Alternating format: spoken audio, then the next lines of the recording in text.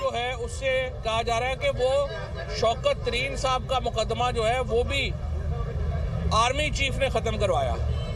अब यही बात इमरान खान पहले कह रहे थे कि आप नैब को और कोर्ट्स को इन्फ्लुएंस हो रहा था और वो फैसले हो रहे थे कि किसने क्या करना है। ये जो एतराफ़ जुर्म है, ये जो एतराफ़ है, ये भी बहुत अहमियत का हामिल है। और ये मानना कि इसके बाद जो नवाज शरीफ के मुकदमे हैं और उसके साथ साथ जो शौकत तरीन साहब का नैब में मुकदमा है, अगर वो बकौल जावेद चौधरी साहब के जनरल बाजवा साहब ने कहा कि उन्होंने ख़त्म करवाया, ये बहुत एक संगीन मैं समझता हूँ इंटरवेंशन है पाकिस्तान के जुडिशल सिस्टम में और एक बहुत बड़ा एतराफ़ है। और इसके नतीजे में भी हमारे यहाँ जो बहरान है उसका इजहार होता है। और चौथी चीज़ ये कि उन्होंने कहा कि मईशत जो है वो सही नहीं चल रही थी और उसकी वजह से हमें इंटरवेंशन करनी पड़ रही थी। और रज़ा बाकर ने फ़ोन किया और कहा कि बड़ी हीट अप हुई है और इसलिए आप जो है वो आके देखें। अब मुझे आप बताइए कि कौन से मुल्क का आर्मी चीफ जो है वो स्टेट बैंक के गवर्नर और फाइनेंस मिनिस्टर की जो अप्रोच है इकोनॉमी की उसको डील करता है और उसको जो है वो स्ट्रेंथन करता है या कहता है कि ये सही अप्रोच नहीं है, गलत अप्रोच नहीं है। आप इकोनॉमी के माहिर नहीं हैं। और उसके बाद जो पाकिस्तान की मईशत का हाल हुआ है पिछले 9 महीने में वो आपके सामने है। पाकिस्तान 6% के ऊपर कर रहा था। पाकिस्तान का लार्ज स्केल मैन्युफैक्चरिंग जो थी वो 10% के ऊपर चल रही थी। पाकिस्तान में 55 लाख नौकरियां पैदा हुई थी। पाकिस्तान में फ़ी का आमदनी में मुसलसल इजाफा हो रहा था। हम 31 अरब डॉलर के करीब जो हमारी एक्सपोर्ट्स थी उसके ऊपर चले गए थे और हमारी रेमिटेंस जो है वो भी इतनी ही चली गई थी। तो एक बहुत इकॉनमी, चलती हुई इकॉनमी को उन्होंने कह दिया कि वो अच्छी नहीं चल रही और हुकूमत तब्दील कर दी गई। और उसके बाद अब हम आज हमें नहीं पता IMF से इनका मुआहदा होता है नहीं होता।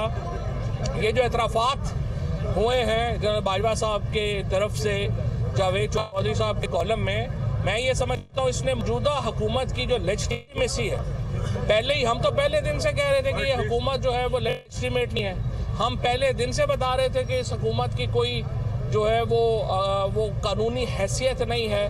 लेकिन अब साबिक़ आर्मी चीफ की तरफ से जो ये बातें सामने आई हैं, इससे इस हुकूमत की जो रही सही कसर थी वो भी ख़त्म हो गई है।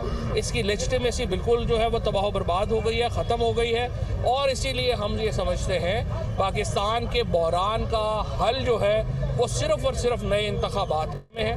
और जितनी जल्दी हम नए इंतखाबात में जाए उतनी जल्दी हम पाकिस्तान को बहरान से निकाल पाएंगे। शुक्रिया सर, ये बताइएगा कि कल कैप्टन सफदर ने एक बयान दिया है कि वोट को इज्जत दो का जो बयानी है मुस्लिम लीग नून ने खुद जो है दफन कर दी है और मुस्लिम लीग नून के खुद लोगों ने ही जो है मुस्लिम लीग नून को जो है तबाह कर दी है। तो इस हवाले से आप क्या कहेंगे? तो देखें, ये बात तो ज़ाहिर है नून लीग की अपनी है, लेकिन नून लीग के अंदर अब काफ़ी आवाज़ें उठना शुरू हो गई हैं। मैं समझता हूँ जो शाहिद खाकान अवासी ने, मिफ्ता इस्माइल ने और अब आके कैप्टन सफदर साहब ने जो बातें कही हैं इनमें वज़न है। और हमें सियासी जमातें जो हैं उनको भी सोचना चाहिए कि वो किस तरीके से जो है वो आगे पाकिस्तान के अंदर रूल ऑफ लॉ उस पर बात करेंगी। और स्पेशली ये जो आर्मी चीफ के जो अब इंकशाफात हैं उसके बाद तो बिल्कुल ही मामला जो है वो आपके सामने है।